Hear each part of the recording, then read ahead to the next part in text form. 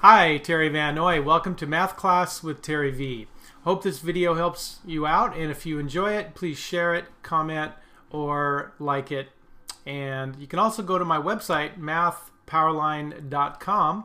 It's a math resource blog, lesson videos for students, and other resources for parents and teachers. Give me a call or go to my website or email. All right, let's go to today's lesson. We'll be talking about parabolas, circles, ellipses, hyperbolas.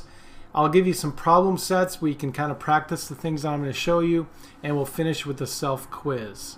So, just exactly what is a conic section? Well, as I mentioned in the intro video, they come in four types. Now, I want you to picture cones touching together at their vertexes and slicing through with a knife. In this case, actually a plane. Now this first one is parabolas, and that's this shape right here. If you're going to come in at an angle and end up with a U shape or an upside down U shape. Now the properties of a parabola have to do with the curve that is generated, and I'm going to talk about the general equation form and what that means. Now a parabola is either a U or an upside down U, and if it's a U, then the minimal part of it, in other words, the lowest part, is called the vertex. All right? And there's a way to find a vertex from an actual equation of a parabola. Now, if it's an upside down U, in some cases, the vertex ends up being the uppermost point. Now, this is really important in physics and engineering because a lot of thrown or projected objects follow a parabolic or a parabola path. So it's important to kind of understand the mathematics of it, and that way some predictions and problem solving can be done. So the vertex is that part of the parabola, and therefore it's the middle of it. And so if you notice here that the parabola is a balanced shape, it's symmetrical, and that line where the vertex is a part of, that's called the line of symmetry.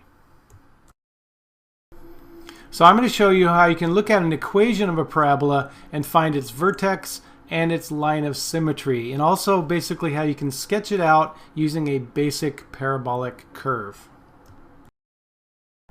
To look at the basic properties of a parabola, let's look at the home or the parent function, which is usually known as f of x equals x squared. Okay, it's a second degree quadratic.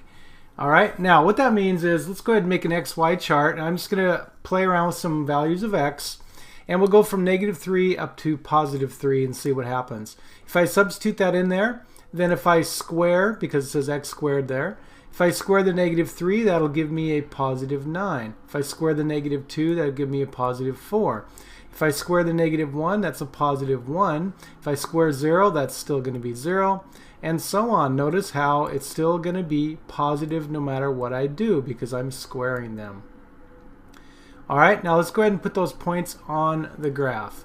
In the middle I'm going to have 0, 0, and then I'm going to go +1, up 1, -1, up 1. You can see why it's a U shape here.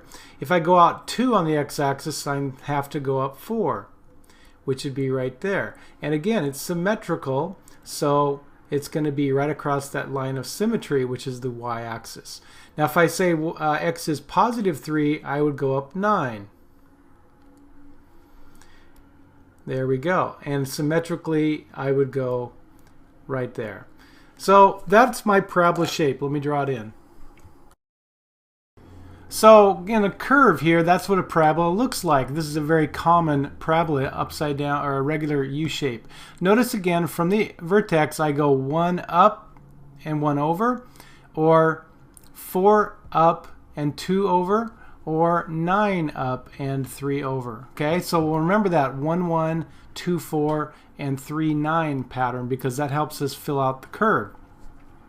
Now if there's a negative sign in front of the x squared, the whole thing would be flipped around. It would be an upside down U shape. All right. But we also have a general pattern for parabolas which takes care of any kind of shifting right and left and up and down. Let's take a look at that. The equation form of parabola is f of x, or a function of x, equals a times x minus h squared plus k. Now, how are you ever going to remember that? Well, inside the parentheses here, I have h. Okay? On the outside, I have k. Now, the h and the k together, if there is those numbers in the formula, tells you where the vertex is. All right? You can locate the vertex by finding the h and the k numbers, so that's very important.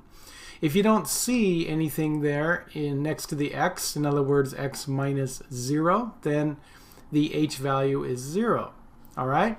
Now, the a part, which we'll show you with a few examples coming up, is the bending coefficient. In other words, if it's a small number like 1/2 or 1/3, then it flattens out the curve of the parabola. Okay, if it's a large number like 2 or 6 or 8 and so on, it pinches the legs of the parabola closer together. It makes it a steeper parabola. So the a is called the bending coefficient. The h and the k tell you where the vertex are. So that's the basic form of the parabola. Now let's look at some examples. So f of x equals, now the a is going to be a 1. In other words, it's going to disappear, so there is no bending. It's going to still be this general parabola shape. And then I have x minus 5 quantity squared plus 2. All right? Now notice, though, I have a 5 here and a 2 here. So that means that's my vertex. So let's locate that on the graph. 1, 2, 3, 4, 5, and 2. All right, so the parabola has shifted 5 to the right and 2 up. That's what that tells me. Now the line of symmetry is going to be right through that vertex. So of course that's going to be this line going vertically straight down. All right, and that's at the line x equals 5. All right, so it's just going to be that x value, in other words, the h right there. That's where the line of symmetry always is. Now the y-intercept is another thing that's a good idea to find, because then it helps you kind of figure out where the curve goes. Now, let's go ahead and draw this out first. Now from the vertex, I'm going to go over 1, up 1, over 2, up 4. Remember that pattern we talked about. Whoops, should be right there. And then over 3, up 9. All right, so I'm going to have a curve that looks roughly like this, and then it's going to be symmetrical going up the other way. So there's over 1, up 1, over 2, up 4, and then so on up through about 9. All right, now the y-intercept is when I have x is 0, so if I put a 0 right there, that'll give me negative 5 quantity squared, which is going to give me positive 25 plus 2. That'll be 27. So it's going to meet this y-axis way up here off the graph. So basically I take my blue parabola and I shift it over to the right 5 and up 2. That's basically what I can tell from that equation. All right, let's look at this function. It says x plus 7 quantity squared minus 4. Now the h comma k value here, which is for the vertex, in the formula it says x minus the h number. So what we've got to do, if we see a plus there, we need to think of this as x take away a negative 7. In that case, the negative 7 is your h value for the vertex. All right, so you need to rewrite it. Again, it has a subtraction sign in the basic structure of the equation, so put a negative sign in there, which makes the 7 negative to make it work. And then negative 4 is going to be the other part of your vertex. So negative 7, negative 4. So I'm going to go to the left 7 and down 4. That's going to be my vertex. All right, now again, it's a positive 1 out here in front. So that means it's a regular U shape. And there's no bending or anything like that. So we're going to go from the vertex over 1, up 1. Over 2, up 4.